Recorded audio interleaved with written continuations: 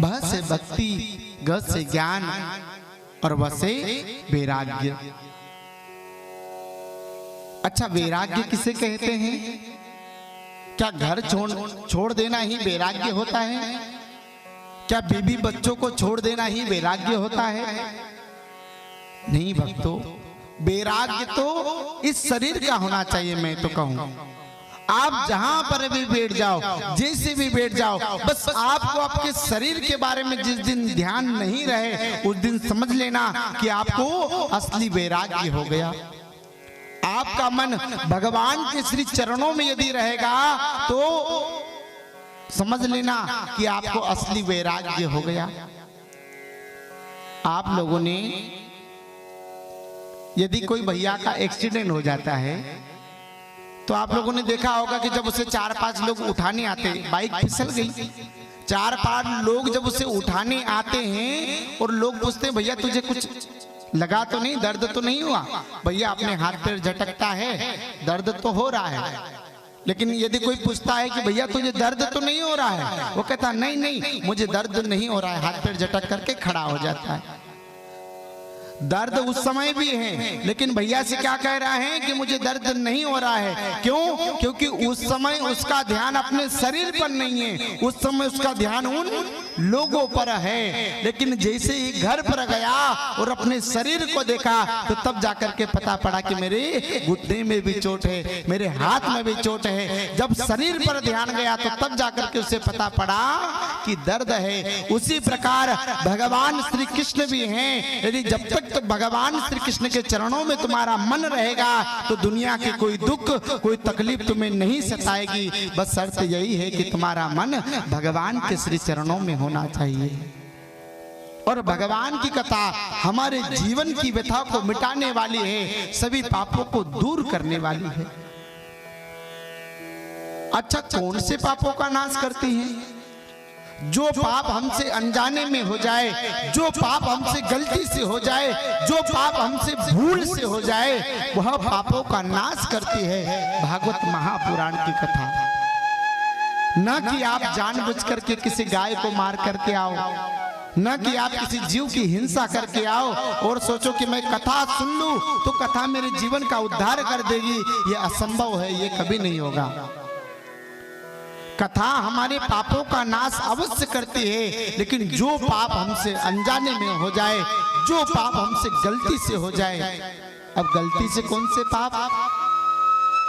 भैया हम खेत में जाते हैं, खेत में न जाने कितने जीव जंतुओं को हम हल बखर में घिसट करके मार देते हैं, उसका भी पाप लगता है। माता बहनें जब घर में झाड़ू लगाती है, न जाने कितने छोटे छोटे से जीव जंतु कृमिन को मार करके घर के बाहर कर देती है, उसका भी हमें पाप लगता है। तो जो पाप हमसे अनजाने में हो जाए, जो पाप हमसे गलती से हो जाए, जो पाप हमसे भूल से हो जाए, वह पापों का नाश करती है भागवत महापुराण की कथा। देखो, मनुष्य जीवन है वो बार बार नहीं मिलता। 84 लाख योनियां भोगने के बाद कहीं जाकर के मनुष्य का जन्म मिलता है। महाराज, इस मनुष्य जीवन में ऐसा काम करना, इस मनुष्य जीवन में ऐसा काम कर लेना कि जब तक तुम यहाँ पर रहो सभी लोग तुमसे प्यार करें। सुनना, इस मनुष्य जीवन में ऐसा काम करना कि जब तक इस धरा धाम पर रहो तो सभी लोग तुमसे प्यार करें, और जब तुम यहाँ से चले जाओ तो लोग तुम्हारी याद करें। जब तुम यहाँ से चले जाओ तो लोग तुम्हारी याद करें, और जहां पर जाओ लोग वहां पर तुम्हारा इंतजार करें। ऐसा काम करके जाना। दुनिया में आए हो तो बाकी आया है सो जाएगा, और राजा रंक फकीर, और कोई सिंहासन चढ़ गया तो कोई बंदा जंजीर। इसलिए संसार में हरि के नाम की कमाई करना, भगवान श्री कृष्ण के नाम की कमाई करना, ताकि जब इस संसार से आप जाओ तो आपके साथ में आपके भगवान नाम की कमाई जाए। क्योंकि जब संसार से व्यक्ति जाता है तो साथ में कुछ नहीं जाता। एक जोड़ी वस्त्र कपड़े तक भी नहीं जाते। जैसा खाली हाथ आता है वैसा ही खाली हाथ जाता है। साथ में यदि कुछ जाता है तो अच्छे किए हुए कर्म, दान, पुण्य, यह सब साथ में जाता है, बाकी साथ में कुछ नहीं जाता। आप भी भगवान के सामने जाओ तो बच्चे बन करके जाना और भगवान से कहना कि हे भगवान, हम तो बस आपकी जैसी भी भक्ति कर रहे हैं, बच्चे बन करके जाना। और यदि बच्चे बनकर के भगवान के सामने जाओगे तो भगवान आपकी भक्ति को अवश्य स्वीकार करेंगे। कभी भगवान के सामने ज्ञानी बनकर के नहीं जाना। आजकल के लोग थोड़ा सा एक दो मंत्र क्या सीख जाते हैं, अपने आप को बड़ा ज्ञानी समझते हैं, लेकिन भगवान कभी ज्ञानी को नहीं मिलते। भगवान यदि किसी को मिलते हैं तो केवल अपने भक्त को मिलते हैं। सारे पुराण पढ़ लेना, लेकिन एक भी ऐसा ज्ञानी विद्वान ब्राह्मण बता देना जिसको भगवान ने दर्शन दिए हो। केवल भगवान ने दर्शन दिए तो अपने भक्त को दिए। मीरा के पास कौन सा ज्ञान था, सबरी के पास कौन सा ज्ञान था, कुब्जा के पास कौन सा ज्ञान था।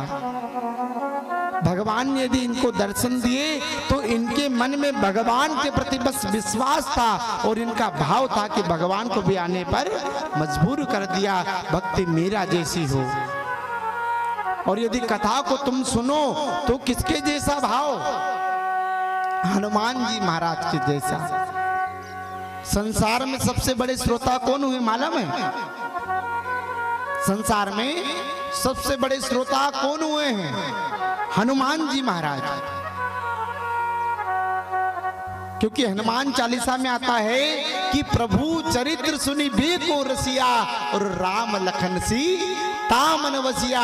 जब भी भगवान श्री राम की कहीं पर कथा चलती थी वहां पर बिना बुलाए हनुमान जी महाराज ऐसे जाकर के बैठते थे, प्रभु चरित्र सुनी बेको रसिया और राम लखन सीता मन वसिया। हनुमान जी महाराज भगवान श्री राम लक्ष्मण की झांकी को अपने हृदय में बिठा करके भगवान की कथा को सुनते थे। हनुमान जी महाराज के जैसा भाव लेकर के हम भी कथा को श्रवण करें।